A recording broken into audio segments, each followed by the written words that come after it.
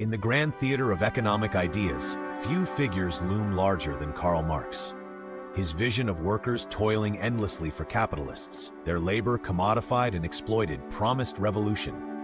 But what if that vision rested on a single shaky premise? A premise that treats human effort not as the spark of creation, but as just another widget on the shelf? Welcome to the Stateless Standard, where we examine the foundations of power and production. Today we explore why Marx's labor theory of value and his dire predictions for workers' wages unravel under scrutiny. Let's proceed methodically. At the core of Marx's Capital lies the labor theory of value. The worth of any commodity springs from the socially necessary labor time embedded in it.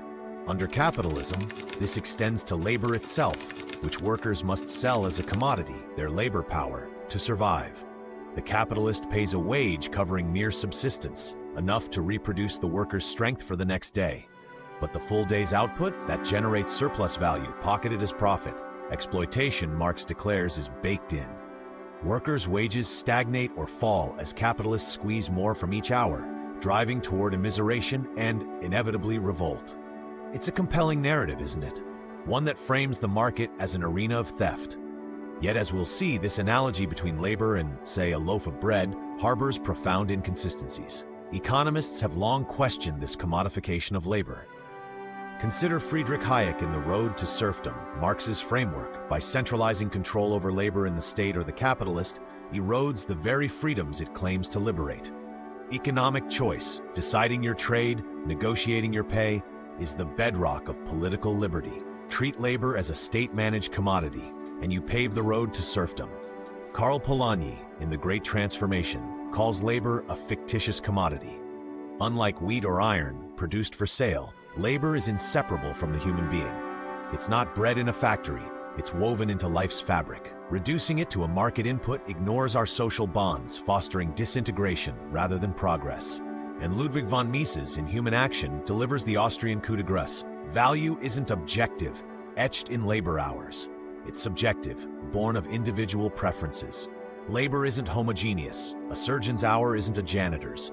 Treating it as a uniform commodity overlooks human agency, the very essence of praxeology, or purposeful action. These critiques reveal Marx's error. By forcing labor into a commodity mold, he predicts a world where workers are perpetual victims. But reality, as we'll examine, tells a different tale. Imagine labor truly as a commodity per Marx. Workers hawk their daily output, but always below cost, generating that surplus snatched by capitalists. Why then doesn't the market correct this? In any sane exchange, sellers demand full value, undersell chronically, and you bankrupt. Yet Marx insists workers do just that, day after day. It paints them as irrational actors, stupid businessmen, as one critic quips, defying the incentives of self-interest. Consider the self-employed plumber. Owner of tools and skills, she sets her rates, covers costs, and pockets the surplus. No capitalist intermediary, yet no immiseration. Marx's theory strains here. Her labor isn't exploited below value. It's valued by the market's subjective signals. Prices rise with demand, skills command premiums. Wages, far from stagnating, reflect productivity and choice, not inherent theft. This isn't mere pedantry. It exposes the theory's core flaw. Labor defies commodification because it's tied to irreplaceable humans whose values shift like sand. Marx promised socialism would end this farce, seize the means of production, distribute surplus fairly, lift wages through collective ownership. Yet history offers a sobering counterpoint.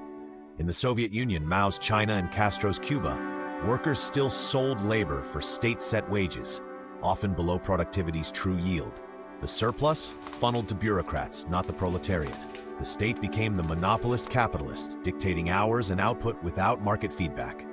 Shortages bred, innovation stalled, and wages languished, not from private greed but centralized fiat. As Mises foresaw in his socialist calculation debate, without prices signaling scarcity, no rational allocation emerges. Exploitation persisted, now with bayonets instead of contracts. One wonders, if socialism mirrors capitalism's alleged sins, what does that say about the diagnosis? Strip away the commodity veil and Marxism crumbles.